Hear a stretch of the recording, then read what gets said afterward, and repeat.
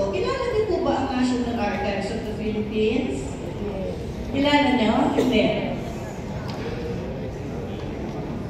Hindi. Alam niyo po kasi, ang National Archives of the Philippines is one of the cultural agencies which is attached to the National Commission for Culture and the Arts, pero directly under the Office of the President. Cultural kasi, kaya attached ang National Archives of the Philippines sa National Commission for Culture and the Arts dahil sa culture. Cultural agencies, NAP is one of the cultural agencies together with the National Historical Commission of the Philippines, the National Library of the Philippines, ano pa ba? Historical Commission, National Library. Ito po yung pinakabatas ng mga records. Republic Act 9470, this is an act to strengthen the system of management and administration of archival records, establishing for the purpose the National Archives of the Philippines and for other purposes. So, ito po Republic Act 9470 ay NDA para palakasin ang sistema ng pagmamanage ng ating mga records. Dati na tayo may sistema, pero wala tayong batas. What is the purpose of RA 9470? It intends to establish a single body of law. So, dapat meron lang tayong isang sinusunod na batas patungkol sa ating mga records. Okay? Applicable to all public officers and employees on the subject of public records management and preservation, and to ensure that the procedures used to manage and preserve public records will be uniform throughout the country. So ito, itinatawag, in-establish itong batas na to para meron tayong pagkakaisa at pagkatulad sa pagpapaayos at pagpapalakad, pagpapatakbo ng magmamanage ng records sa ating bansa. Ano yung scope? Gaano kalawak? Okay? This rule shall cover all public records with archival value held by either the government offices or private collections with archival value. So kahit na private collections, sakop ng batas nito. And shall also cover archival and records management programs and activities in all branches of government. So lahat. Whether national or local, constitutional offices, GOCCs, GFIs, and state and universities and colleges, Philippine embassies, consulates, and other Philippine offices abroad. So, napakalawak po ng sinasakop ng batas na ito. Who are covered by this act? Lahat ng heads, officials, and employees of all branches of government, whether, yan, uulitin ko, national or local, constitutional offices, government-owned and or controlled corporations, government financial institutions, state or local universities and colleges, Philippine embassies, consulates, and other Philippine offices abroad. So lahat po tayo ay sakop ng batas na ito. So what is the National Archives of the Philippines? Ito nga, a national government agency. So ang National Archives, kita-kita naman, office naman is a national government agency attached to the National Commission for Culture and the Arts, responsible for the implementation of the objectives and provisions of Republic Act 9470. So, ang NAPO ang mandated na magpalaganap at magpa-implement sa batas na ito. Kaya nga po yung Republic Act 9470, ang pangalan niya ay National Act of 2007, collections.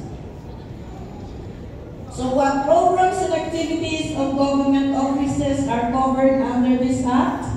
Records management and archives administration. So what is Records and Archives Management Program?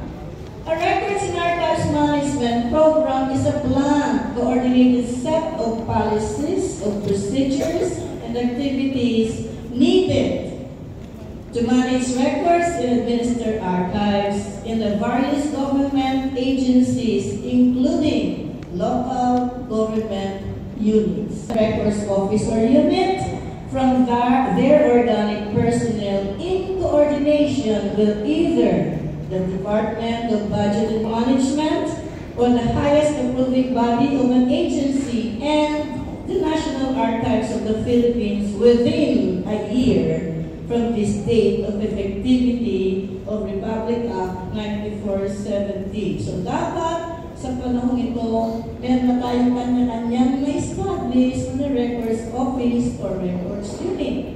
Ang sabi rito, a year from the date of effectivity. Kailan ba naging effective ang Republic Act 9470? Na-approval siya noong 2007. Nagkaroon ng IRR ng 2008, so from then on, it is now effective. So 2008, nagsimula na siya. So dapat po meron na tayo kanya-kanya archives or office, records office. Appointment of qualified records officer and designation of records custodian. Each government agency shall appoint a qualified records officer for the purpose of implementing and overseeing a records management program and to serve as liaison with the National Archives of the Philippines. Kahit ano mga nangyayari sa office, pwede silang magtanong, pwede silang magpatulog, dapat may kausap ang NAP sa inyong records office. Okay? In the absence of a qualified records officer, a records custodian may be designated temporarily by the head of the agency or appointing body. So, wala po kayo sa records officer, pwede kayo magtalaga ng isang custodian na nangangalaga ng mga records ninyo pang-samantala. We have standards. What are they? When does a standard become effective according to 9470? Standards, they refer to the circulars and orders issued by the NAP Executive Director pursuant to the provisions of Republic Act 9470. So lahat ng mga circulars, lahat na ini-issue ng Executive Director ng NAP, sila tinatawag natin mga standards. Bakit standards? Dapat uniform ang ating ginagalaw at ginagawa patungkol sa mga bagay na tinatakda. So all standards issued by the NAP Executive Director become effective after publication in the Official Gazette or in a newspaper of general circulation. So halimbawa, nag-issue ng General Records Disposition Schedule ng NAP, kailangan ko makapasa muna siya, may post muna siya sa Official Gazette bago siya ma-implement. Yung ating bagong General Records Disposition Schedule, it was made, it is submitted by NAP last October of 2023, pero na-post lang siya sa Official Gazette ng December 25, 2023, it will be effective 15 days after the publication. So, it takes effect sa January 2024. These are some of the circulars that were issued by the NAP and they are considered standards. NAP General Circular Number 1, it pertains to the rules and regulations governing the management of public records and archives administration. So, kung gusto niyo makita patungkol sa mga policies, patungkol sa ating mga record keeping, pwede kayong mag-download ng NAP Circular Number 1. Next is NAP General Circular Number 2, Guidelines on the Disposal of Valueless Records in Government Agencies. Itong guidelines patungkol sa disposal of valueless records dun sa General Circular Number 2, ito yung ni-revise. Ito yung ni-revise kasi ito, na-establish ito noong pang 2009. So, almost 14 years after, saka pa lang nag-issue ulit ang NAP ng bago. So, itong General Circular Number 2 na ito patungkol sa disposal, Circular Number 5 na siya ngayon.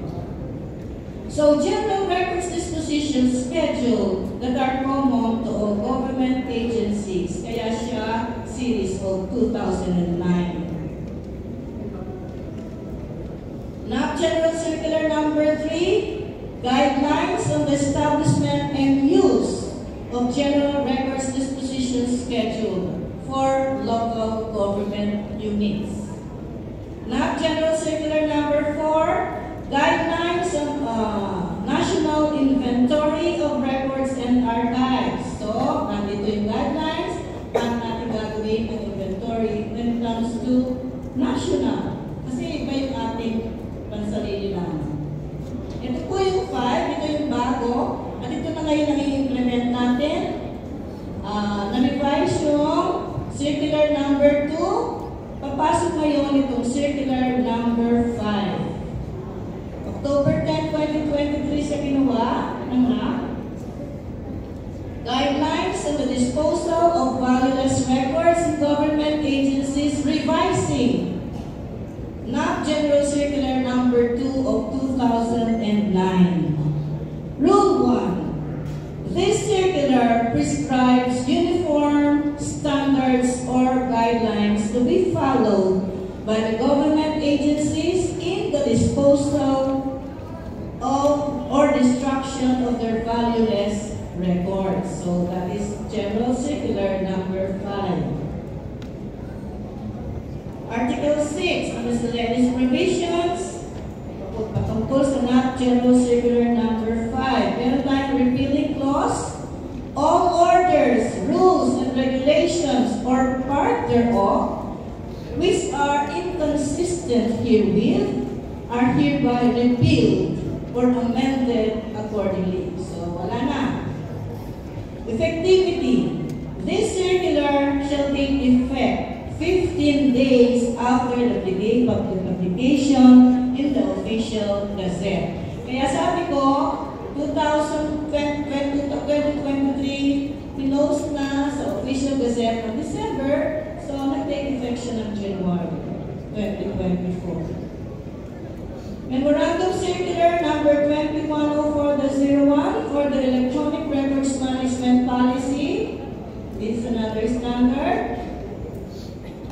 Issued by the National Archives of the Philippines on 21 April 2021 requires all government agencies to establish their own electronic records management system.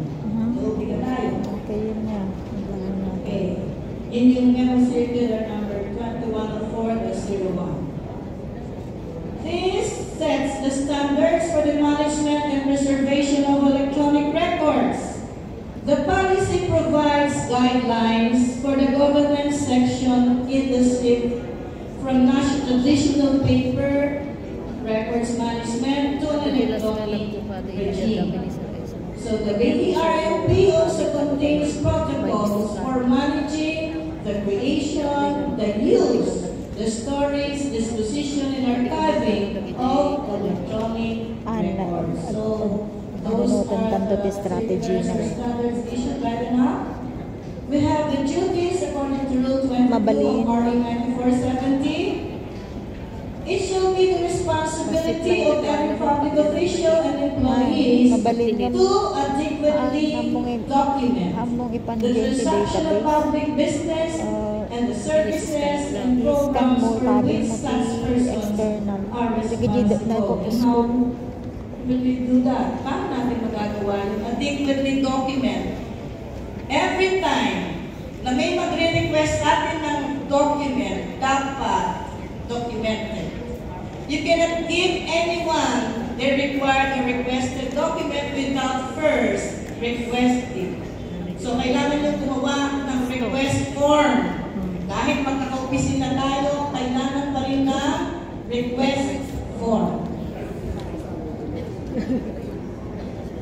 Dati ma'am, logbook lang. Retain and adequately protect all public records in their custody. So, lahat ng records na hawak natin dapat protektahan natin. Kung meron hindi maganda mangyari sa hawak nating records, you have to explain it in writing. Submit it to your office para pag nagkaroon ng question, meron kayong sinubmit na report. And cooperate with the National Archives of the Philippines and records officers in their respective offices, agencies, or institutions patungkol sa establishment and maintenance of an active and continuous program. So that's it.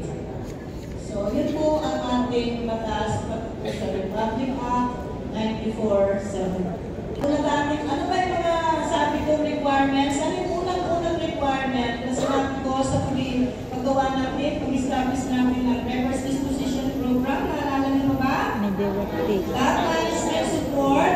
Tapos? Directives. Okay, isang directive kailangan na issue. Ito po ang pangatlo. Personnel responsible. Dapat merong responsible personnel kapag nag-establish tayo ng isang records disposition program. At sino-sino sila? Nangunguna lagi ang records officer. It is his or her primary responsibility to see to it that every unit in the agency shall be responsible for the proper disposition of their or its records. So, ang records officer, sa atin lagi na nagpapaalala sa lahat ng unit, yung ating mga kung meron kayo i-dispose dyan, kailan ba, kailangan random disposal, paalala lang po, yan ha. So, kailangan natin ang tulong ng records officer. Sino pa? Kailangan natin magbuo ng isang committee na ang pangalan ay Records Management Improvement Committee, RMIC. Each agency shall create a Records Management Improvement Committee as an advisory body on the improvement of all phases of records management. So lahat ng phases, ano ba yung phases ng records management? Dami ba? Okay, kasama yan ha. The Army shall do the following. Una, appraise the records to determine the different values attached to them. So, katungkulan ng Army na i-appraise ang mga records ng bawat unit. Hindi naman sila kailangan nila mag-delegate. Siyempre, okay? Establish the retention period for each record series. So, halimbawa voucher, matagal. Pero itong mga voucher, kasi meron na yan na binigay ang app, huwag nyo lang pansinin yan. Yung mga wala pa dun sa General Records Disposition Schedule, yun ang gawa ninyo. And recommend the approval of the Records Disposition Schedule na inyong ginawa. Example of directive from RMA, tingnan natin na, diba? Nabasa ba? Okay, you can zoom in. Kapag meron tayo cellphone, pwede nyo naman kopyahin. Tapos, pwede nyo naman basahin. Ayan. Ayan. Nababasa niyo ba? This is an example. Kung ano yung dapat nilang gawin. Army. Ayan. Anyway, kung makakakuhingi kayo ng kopya kay Eric, nababasa nyo ng malapitan. Okay. Pwede daw mabait kayo. Sabi ko sa Eric. Okay, so, uulitin ko yung mga requirements. Una yung top management support. sinundan na Directive. program directive, kasunod na Personal responsible. tapos lang natin personal responsible, ang pang-apat ay phasing of the program. Alam mo ito, madali lang ito, kaya lagi nang isa-isa muna natin, siyempre. Okay, number 4 is a timetable. Timetable indicating the starting date and siyempre projected completion date of the different activities involved in the disposition program. So kapag isang kahit ng programa, kailangan meron kayo nakaset na umpisa at meron din kayo nakaset na pagtatapos. Hindi siya pwedeng open date yung pagtatapos. Kailangan ko meron na mataktak panahon kung kailan siya matatapos. So those are the four requirements na ma-establish nyo ang isang records disposition program. Kapag okay na yung suporta ng top management, di ba? Nakapag-issue na ng directive, meron ng appealing personnel, ayan, nandiyan ang RMIC na, nandiyan naman lagi ang records officer, maggawa na kayo ng phasing ng program or timetable, yun na, pwede nyo na kayo mag-establish, magawa ng isang disposition program. The next, nagagawin, ano ang mga activities involved regarding records disposition program. Ang unang-una natin gagawin ay mag-inventory. Activities in records disposition program. First, records inventory. Next is records appraisal. Third is establishment of retention period for each record series. Development of records disposition schedule, which is the RDS. Preparation, submission, and approval of the said records disposition schedule. Then the implementation. So lahat yan ang gagawin sa isang records disposition program. So unahin natin ang records inventory.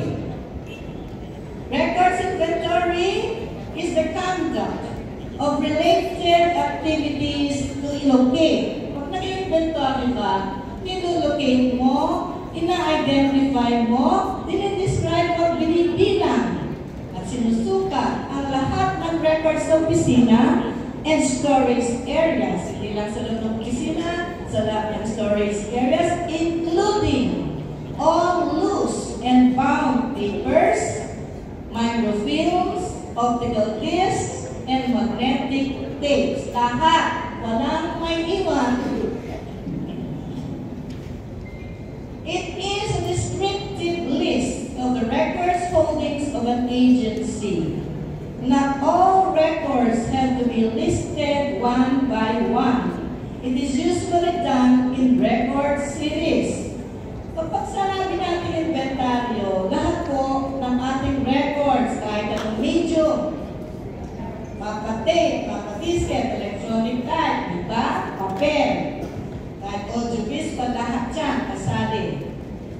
Yun ang inventaryo. Alam niyo po ang inventory, this is the foundation of records management.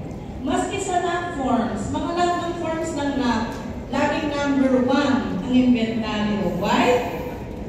Paano malalaman ano yung asikaso pinamanage kung hindi mo alam kung ano yan? Ang inventaryo, listahan yan ng lahat ng records natin sa opisina.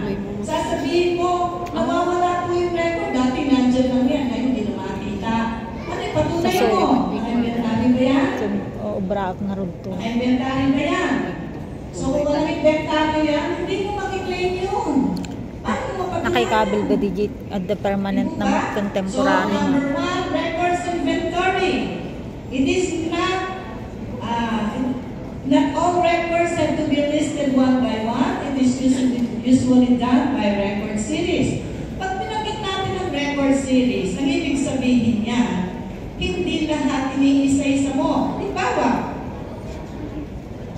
you receive a communication, okay? Sinulat mo, communication sa laptop, communication ganito, coming from, okay, anong required, anong hinihingi, ganyan-ganyan. Still, it is a communication. Ito ba? Ngayon, meron kang pinalabas, sulat. Still, it is a communication. Pero, marami yan. Hindi lang isa yan. So, ang ibig sabihin, hindi mo inilista isa-isa yung pinalabas mo, hindi mo inilista isa-isa yung pumasok sa'yo. Ang tawag sa lahat ng yan, kung usapan natin ay communications or correspondences. Pwede communication ang pinaka-record series, pero may naman sa klase, incoming or outgoing. Pwede gawin yung routine or non-routine communications.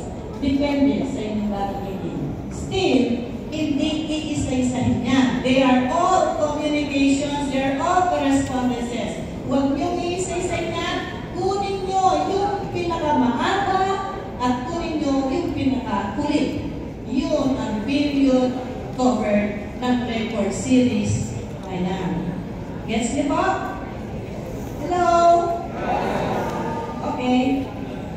So a record series refers to a group of related records arranged under a single unit or kept together as a unit because they deal with a particular subject resulting from the same activity or have a special form. So I said there are some examples. Tulad na to, one files. Iba-iba yung nilalaman yan. Pero they relate to the same activity patungkol sa isang tao. Ito ba? So, isa yan. Bawa, back files. Yan. Isang record series yan. Iba-ibang laman yan. Pero isa lang ang pinatututulan niya. Lahat ng activities patungkol sa fees and awards. So, they are called record series.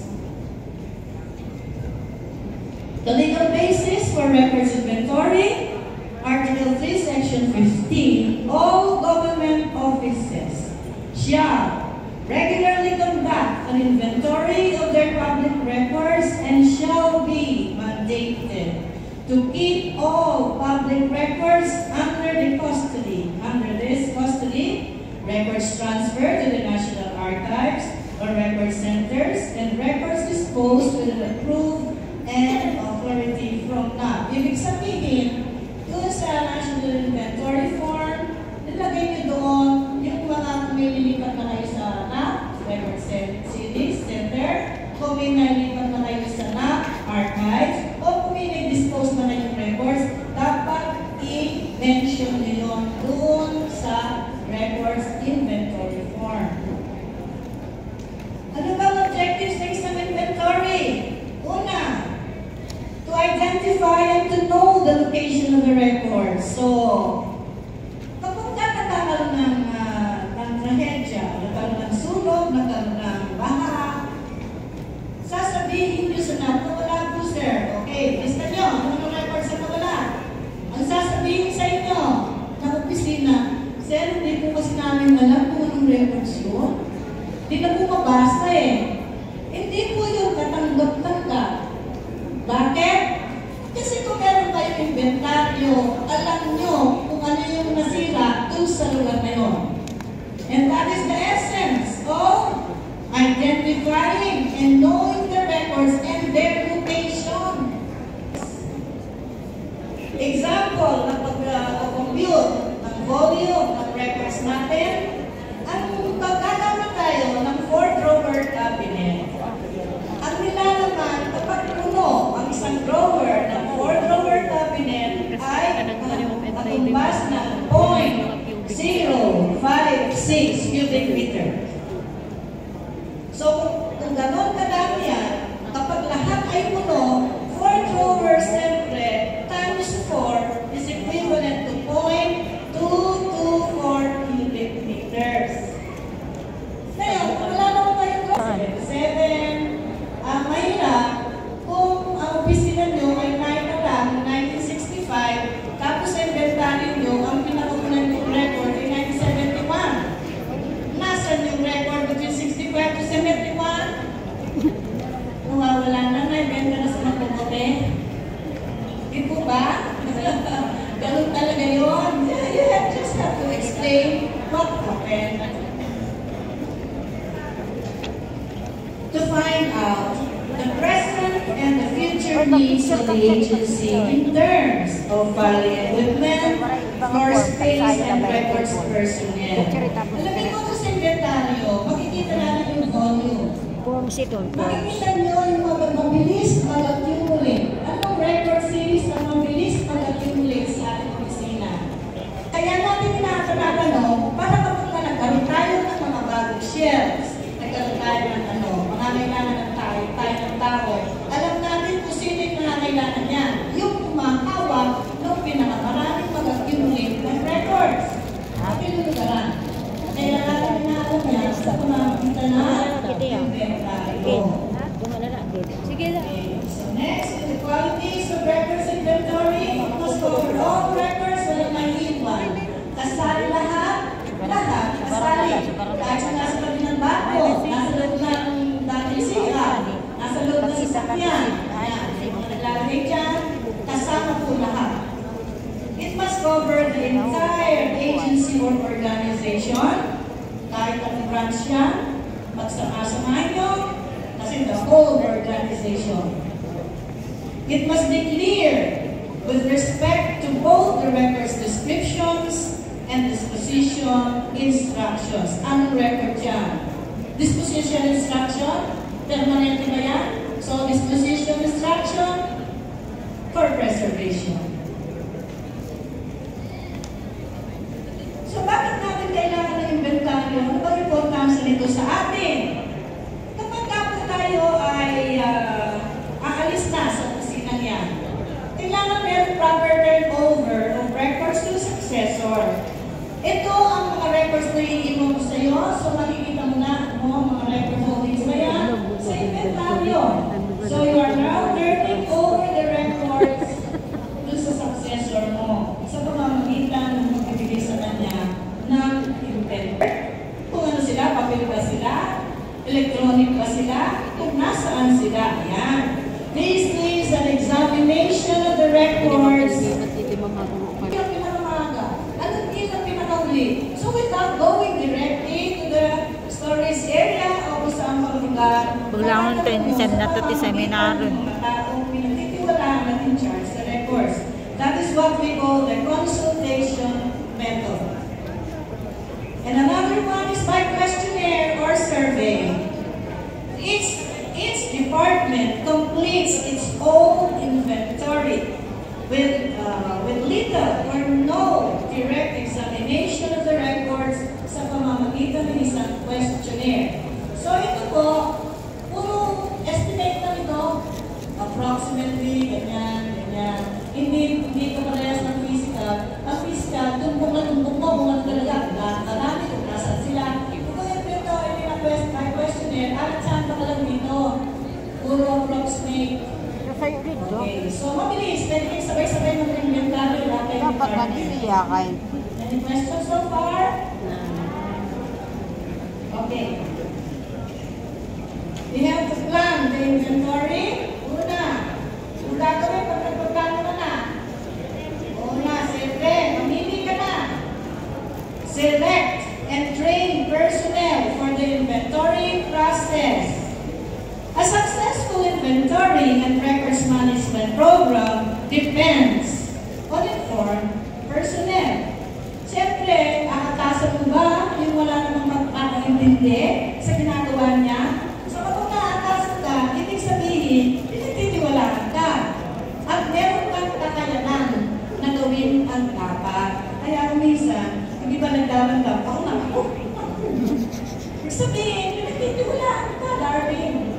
Mo, ikaw ay nakatasan, kasama, yan. Sa pag-inventaryo ng mga records, ito ang mga gagawin, dapat pag-aralan nyo, mag-training mo na kayo bago lahat. So, explain the project, tell them when the inventory will begin and how it will affect other work in progress. Sasabihin mo, dati ko naman ginagawa, sisingit ko kaya? Inventaryo na naman, dati ko na trabaho, din namin gano'n. Gano'n na lang ang aming reaction namin ng gano'n. Pero, sumusunod naman tayo, di ba? Pag naniklamo lang, pero susunod ka rin. Ganun talaga, normal yun. And timetable for the inventory project. So, schedule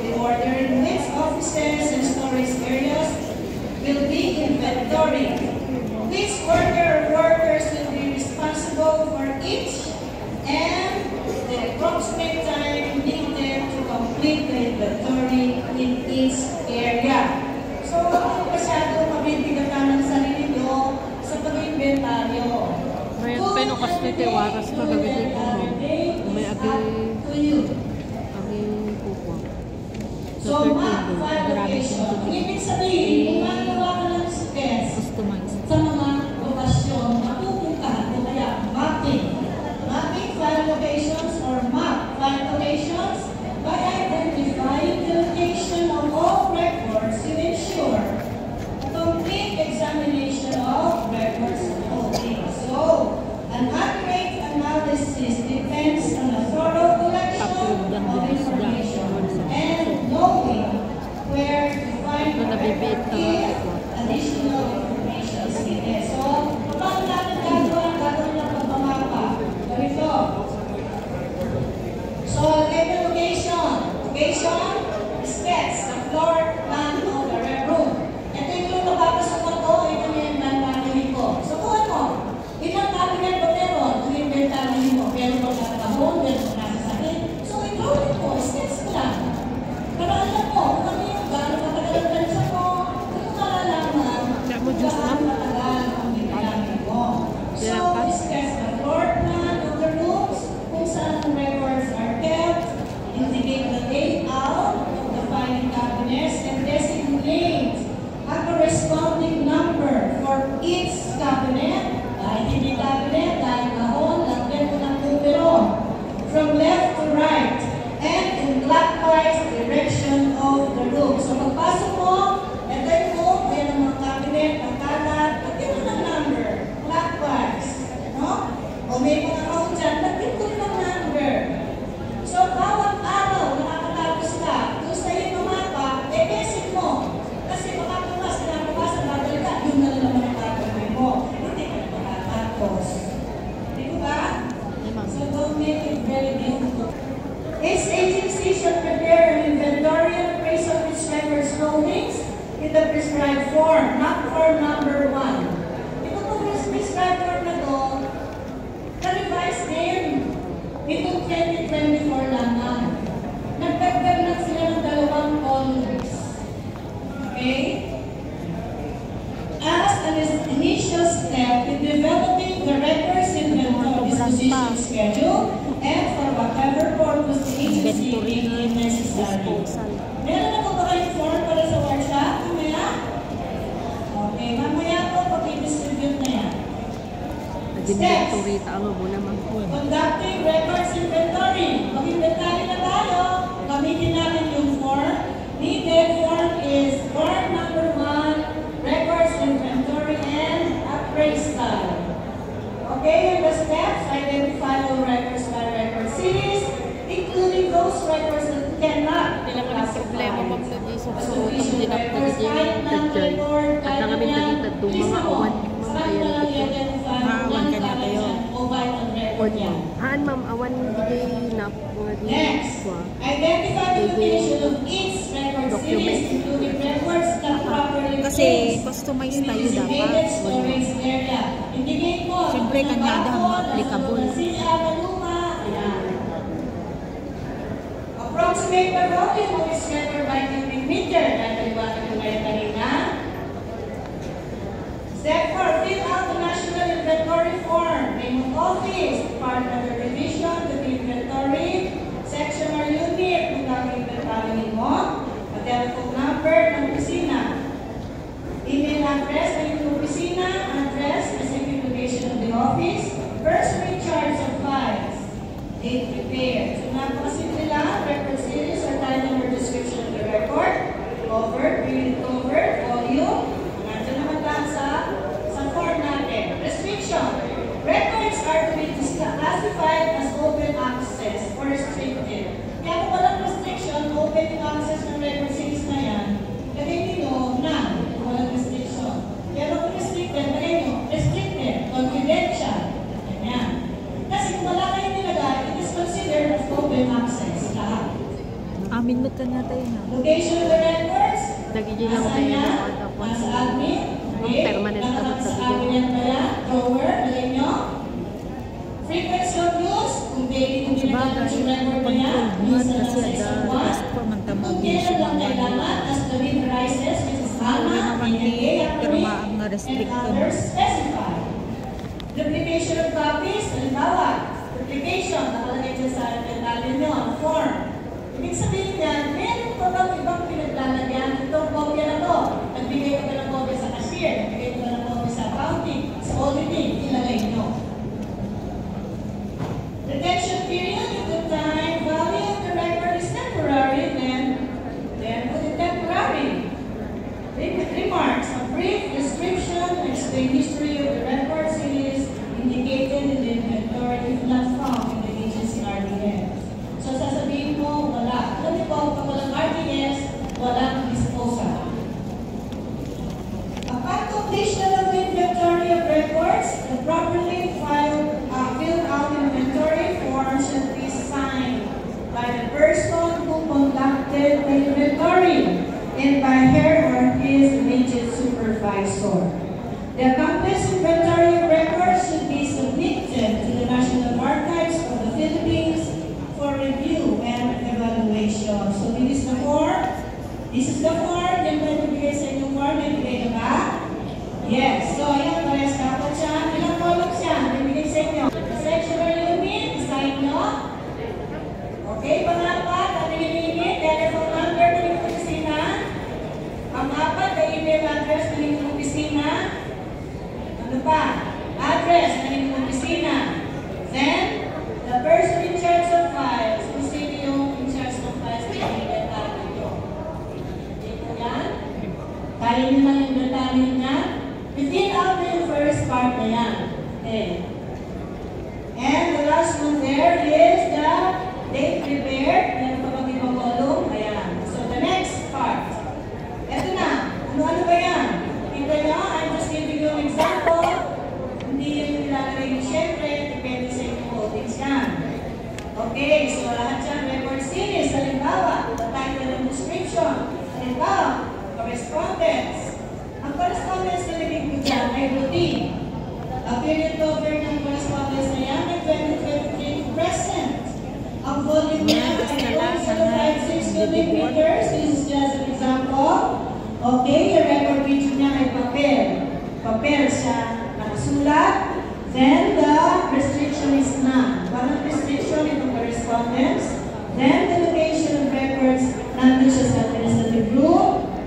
Okay, nasa cabinet siya, number 1. Drawer, number 2. Alam niyo po kasi kapag ang cabinet ay 4 drawer, marami yan, nagdili ng number. Cabinet 1, 2, 3, 4, 5, drawer 1, 2, 3, 4, or drawer 8, B, C, D. Clockwise ka nun. Slide, di ba? Position, di cabinet. Madali po siyang tumitahan. So that is the purpose of the location of the record. Okay, so ano pang una? Okay, ito ba? Frequency of use, kung kailan lang sa kailangan. So, ana. Next is duplication. Wala siyang pagpinagbigyan. Siya lang ang may meron copy niyan. Then, the time value of the record, it is temporary. I just place it temporary. I will discuss to you the value of records. Natapos na ito. Para alam niyo natin. Then, the utility value, ano gamit niya? Siyempre, administrative. It's a correspondence, so it is administrative value. Next